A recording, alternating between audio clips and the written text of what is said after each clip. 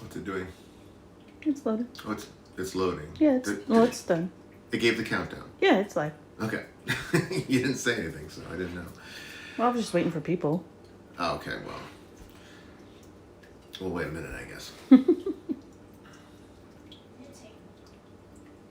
Hmm? Oh, okay.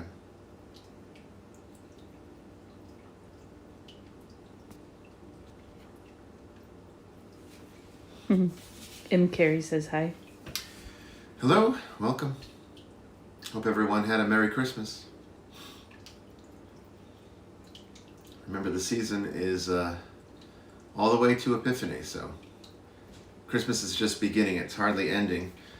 And the feast for us continues, as today on this day we're going to be preparing prime rib, which has actually been, we've been working on it for a few days now, and I'll explain here in a moment. Are we ready to go? Yeah, you're good. So essentially, this is a 2-bone prime rib, just a small one. It's only 3 of us today. And what we had the butcher do is, or you could do it yourself, is to cut the bone, separate the bone from the larger part of the roast, and then tie it back on. It makes it a little easier when you're carving it, but you want to keep that bone there. The bone is very important to the cooking process and getting the right kind of flavors that you want from a whole roast like this. Cooking on the bone is always preferable. If I have a choice between a steak or any kind of piece of meat that has bone or boneless, I always avoid boneless like the plague because you're losing flavor. So bone is your friend when you're cooking, particularly a large roast like this. And the more bones you have, the better it tends to cook. In my opinion, it just takes longer, but 3 or 4 it gives it a more even distribution of various doneness levels for people that you might be serving it for, who like medium to medium rare, or people like myself who like it very rare. It gives you more options, where when you're doing a small one like this, you're pretty much going to have the same doneness all throughout. So what we've done here is essentially you just take it out of its packaging once you get it home from the butcher, and then you put it on a rack with a paper towel underneath it and let it sit there on top of that rack in the refrigerator, completely open, not covered, for about 4 to 5 days to let it dry. This is sort of a makeshift dry aging process that helps to remove a lot of the unnecessary moisture in the meat, and then provides the opportunity for just flavor that remains. So the more moisture you remove, the better it's going to be, particularly when you're doing prime rib. It won't taste like prime rib if you don't do that step. Okay, that kind of special quality that you get in a restaurant is because they're drying it to some degree.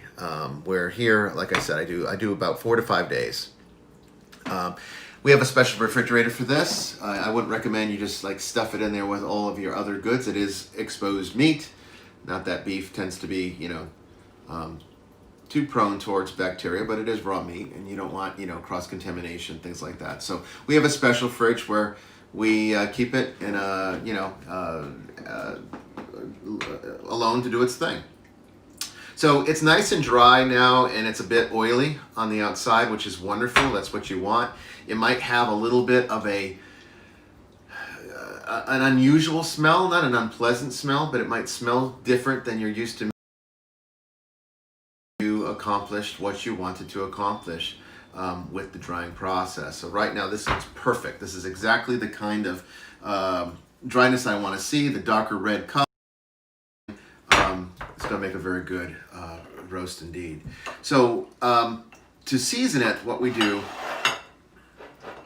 is, again, kind of like what I did with the elk, is I get some extra virgin olive oil and I apply it to the outside. There is no reason actually to season the sides, because in the cooking process, these tend to get very brown.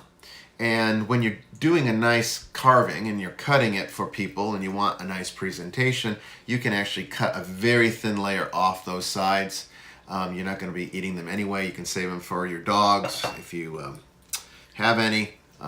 They love it, but I tend to remove those when I'm actually trying to do a nice presentation. So the only thing you're going to be seasoning here is going to be the outside, and of course on this side too. I do like to get seasoning over here because the ribs produce wonderful flavor as well. But you kind of eat those separately from the roast itself. All right, once that's done, we're going to take. This is just going to be Montreal seasoning. I tend to really like this on prime rib. And you're just going to put a nice coating on the outside here. That's a little much.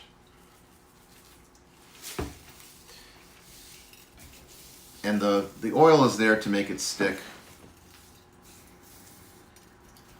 because it will be so dry that not much will stick to it when you're actually had the wrong side there. And you can be very generous with this. You want almost to create a crust.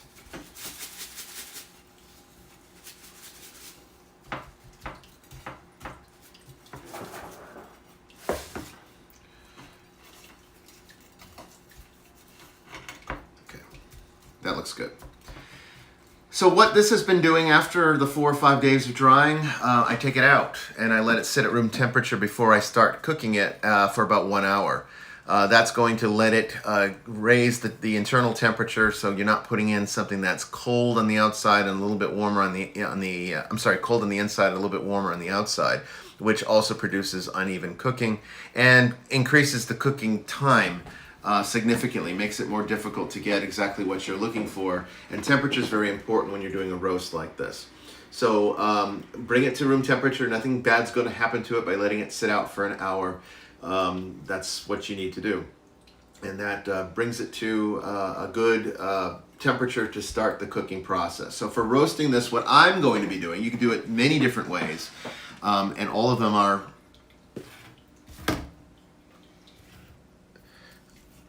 it's Montreal seasoning. Okay. What we're going to be doing is, like I said, you can do it many different ways. There's really several applications you could utilize to make this wonderful.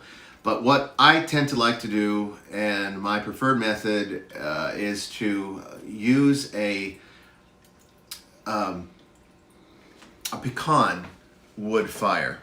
So I'm going to start a pecan wood fire outside, and that's going to allow me to probably get to a temperature of about 280 to about 325.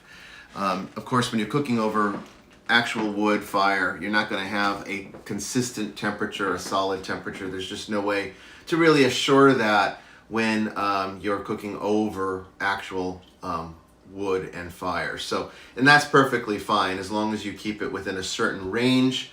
You won't have any issues. You want to go on the cooler end though, so try to shoot for about 280, and you kind of slow cook it. All right, the slower the cooking, the better it tends to be. You can cook it on higher temperatures, but it'll cook faster, but you'll be losing some of the character that you can get out of it if you slow cook it. So we're going to be shooting for about 280 on a pecan fire, fat side up. So the side that you had that we just seasoned here, that's the fat side. That allows for the drippings to come down and to continue to flavor the meat. We want to let it roast over that fire for about, there's no time because it could all vary. Even the temperature outside, it's really cold today. We just had a little bit of snow actually yesterday.